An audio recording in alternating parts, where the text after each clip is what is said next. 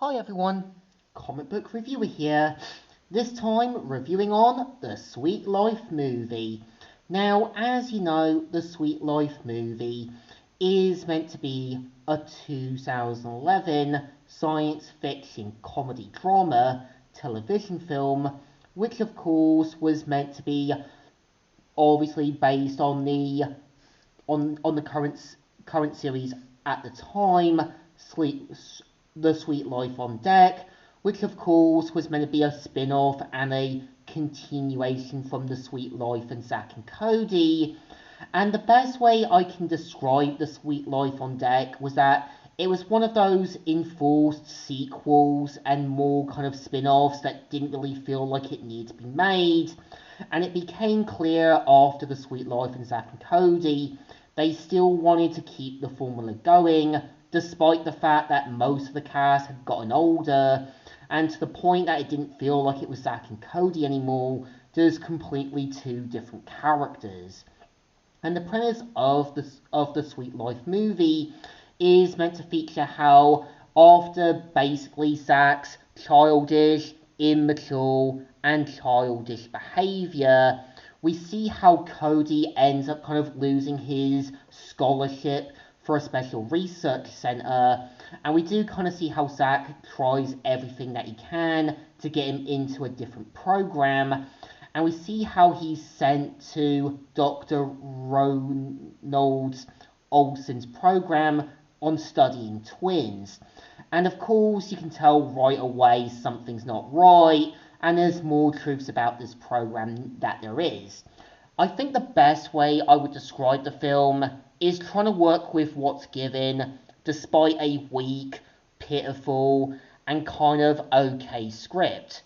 I give them credit in obviously trying to show how Cody has his limits with Zack. You can definitely tell Zack is lazy, incompetent, doesn't think through his actions, but when the moment calls for it, Zack does know when he owns up to his mistakes. I think the problem with the film in general tries to put characters like London, Bailey, as well as Mr. Mosby in certain parts that just feel unneeded. They're just there to be in the background, and I think it's a shame too. I think they were just trying to obviously throw them in to try and fit the story. And I think it's a shame they did waste Brenda's song, Phil Lewis's talents, and you can definitely tell they were just there to get their paycheck. And I give the film credit is obviously showing right away who the villain is meant to be. And I kind of give them credit in trying to work with something, but the problem with the film is that when you've got the big reveal, it just feels too like a kind of cartoony style. It's like, ha ha ha ha, I'm secretly this character's sibling or long lost twin brother, which just feels like a sort of soap opera plot you would see in those old cheesy episodes. I think what Totally Spies got right when they introduced Jerry's twin brother Terence, you could definitely tell Terence had a childish reason for hating his own brother, but it makes sense just how Jerry felt responsible. You could tell he felt responsible for putting Terence on the path of villainy. But the but when you get your introduction to Terence, the episode has to hit you over the head that Terence made his own life choices and decisions and ruined his own life even further. I just think when they introduced him later down the line into the next season is where they go from him having a potential redemption to him being cartoony evil and setting up his own organization and losing that focus.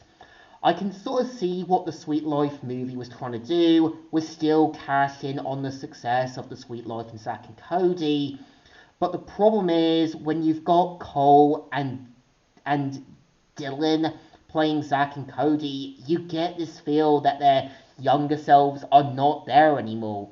It feels like they've been playing a role for so long, they've just lost focus on that certain role. And you can definitely tell it feels less of Zack and Cody and just feels more like Cole and Dylan just trying to play two characters they're still trying to play.